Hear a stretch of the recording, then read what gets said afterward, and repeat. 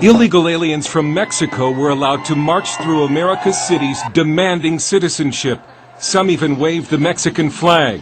But illegal aliens inside Mexico are literally on the run. Most are from Guatemala and Honduras. Some travel by train, some hide. They're trying to stay one step ahead of the Mexican police.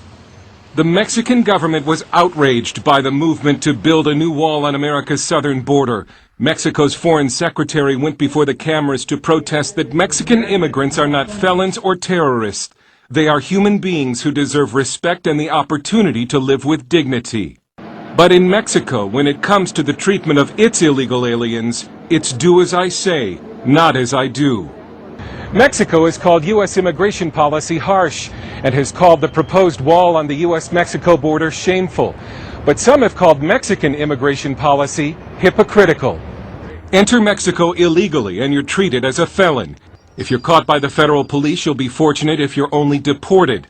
The unfortunate are robbed, abused, raped, or even murdered by corrupt police officers. Fernando Aguiar Neri coordinates Red Cross efforts to help illegal aliens inside Mexico. When people approach us, they are usually fearful that we work with the government and are afraid of being reported. One of the 7 principles of the Red Cross is complete neutrality and independence, so we can't cooperate with the Mexican government on the illegal alien issue. Neri says most illegals moving through Mexico try to avoid the cities. The Catholic Church also shields illegal aliens from the Mexican government. We found 2 shelters for illegals in Mexico City, but we were not allowed inside. Most of the Central Americans in these shelters are on their way to the United States. They'll be fortunate if they arrive unharmed. This immigrant from El Salvador said, if you're carrying any money, the police take the money and then say, get out of here. This one says we still have 20 days of travel to reach the United States.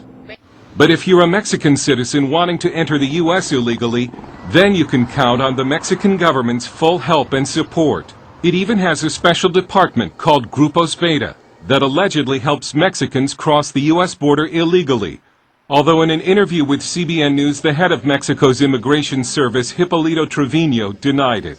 Grupos Beta is the Mexican government initiative which does not help people cross the border, but they do assist them when they have problems in the border area. But Grupos Beta gives them this booklet, which includes tips on how to safely cross the U.S. border.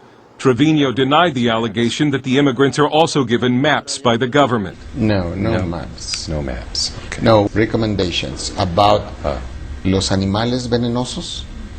We give them recommendations about the dangerous animals they'll encounter, how much water they need every day, what to do in case they get lost, what to do in case they get detained by the Border Patrol, which paths are dangerous because of crime. The reason for the government's help?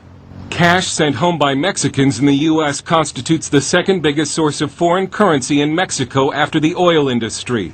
$20 billion last year, or 2% of Mexico's GDP. About 10% of Mexico's population is now living in the United States, over 10 million people. And how many illegal aliens in its own country has Mexico legalized in the past 5 years? Just 15,000. The Mexican government may think that plans to tighten up the U.S. border are offensive, but critics are saying far worse things about Mexico's immigration policy. Dale Hurd, CBN News, Mexico City.